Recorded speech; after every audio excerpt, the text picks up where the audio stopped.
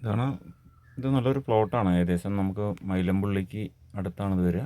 ഹൈവേന്നൊരു 2.25 kilometre ഉണ്ടാവും. 2 side റോഡാണ്. ഇതൊരു മൺ റോഡാണ് ഒരു സൈഡിൽ കൂടെ ഉള്ളത് ഈ പ്ലോട്ടിൻ്റെ. അത് കഴിഞ്ഞാൽ ഇത് നല്ല അടിപൊളി ടാർ റോഡാണ്. ഈ റോഡ് നേരെ മലയ്ക്കാണ് പോകുന്നത്. ഇത് സൈഡിൽ കണ്ടില്ലേ പുല്ല്, തീറ്റ പുല്ല് റോഡിനോട് ചേർന്ന് തന്നെയാണ്.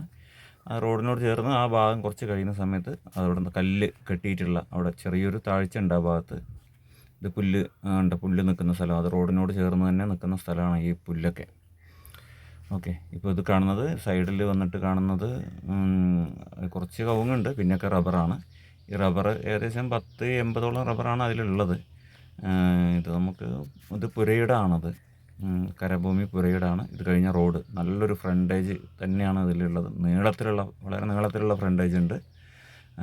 ചെറിയൊരു കുണ്ട് കാണുമ്പോൾ റബ്ബർ കുറച്ച് താഴത്താണല്ലോ നിൽക്കുന്നത്. ചെറിയൊരു താഴ്ച, ഏകദേശം 1 മീറ്റർ താഴ്ച ഉണ്ടാവും. അത് നല്ല ഫ്ലോട്ടാക്കിയിട്ട് നമുക്ക് 2 ഫ്ലോട്ടാക്കിയിട്ട് കൊടുക്കാൻ പറ്റും. അതുപോലെ ഒന്നിച്ചാണ് പരമാവധി കൊടുക്കുള്ളൂ. 2 ഫ്ലോട്ടാക്കിയിട്ട് നമുക്ക് ചെയ്യാൻ പറ്റും.